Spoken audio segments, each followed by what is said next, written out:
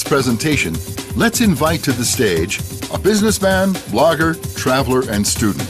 Ben Casnocha, the co-author of the bestseller The Startup of You, has been named by Businessweek magazine as one of the best young entrepreneurs of America. Ben is here to help you understand the keys to success in the competitive workplace landscape. Let me start by telling you how I got inspired to begin my own entrepreneurial journey. I was born in San Francisco, and in the 6th grade, took a computer repair class at my school.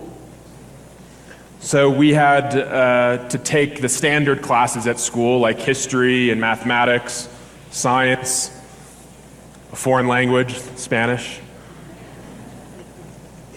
But you could also take an elective class, and I chose computer repair. And the way it worked was the school would teach us how to fix computers, and then when all the school's computers would break, they'd deploy us students to go fix them. And we had a brilliant teacher, someone who knew a lot about technology, a lot about computer repair, but like some IT teachers, he was a bit strange. For one, he denied that he had a real name, so he made us address him as Mac Doctor. And it was only upon graduating from school that he told us his real name, which was Ken. But we knew him as Mac Doctor. And one day, the Mac Doctor showed up to school having shaved his head and his face right down the middle. So if you can imagine drawing a line down the center of your head and face, one side full of hair, a full beard, and the other side of the head and face completely bald.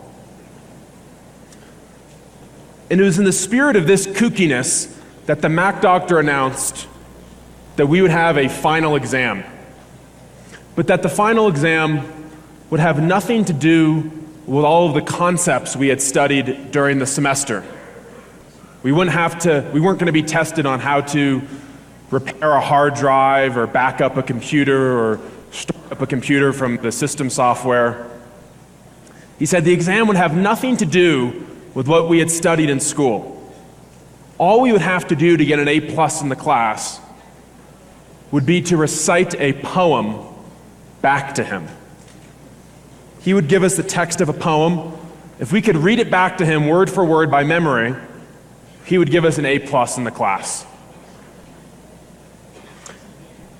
And so 24 hours before the exam, he distributes this poem. But it turns out not to be a poem at all, but rather a text transcription of Apple Computer's Think Different television advertisement. This is American education at its best. Memorize corporate advertising to get an A+ in the class.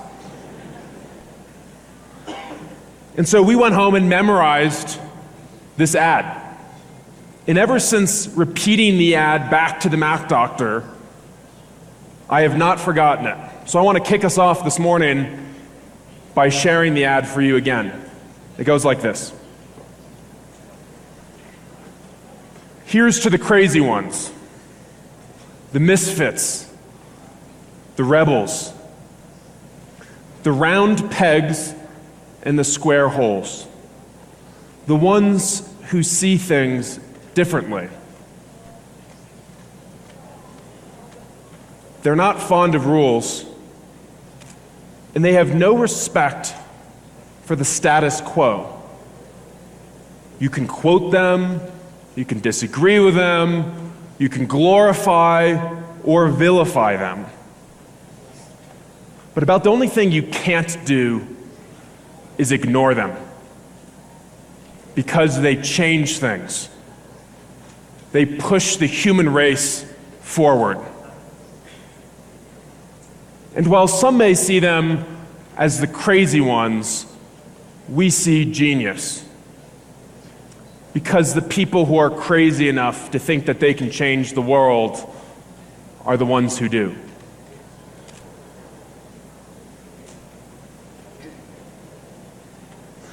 Now, if you can imagine being 12 years old, forced to memorize and recite that back to your teacher. One plausible outcome is that it does some kind of psychological damage to the kids. Another possible outcome is it inspires these kids to try to live out that message, to embrace that message, to be crazy enough to think that they can change the world.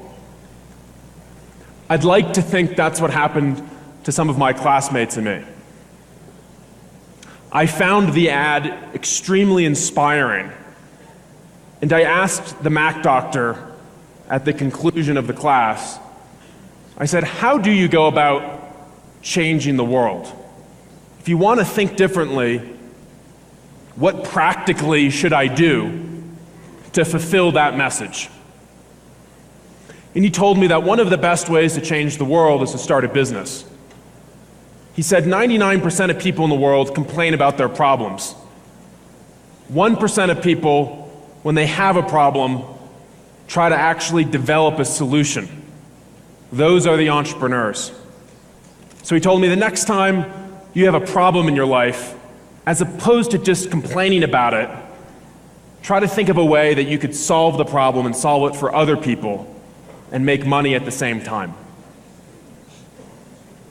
And so I did that. I went out into the world and I encountered problems, I encountered frustrations, and I always tried to ask myself, could this be done cheaper or faster or better in some way?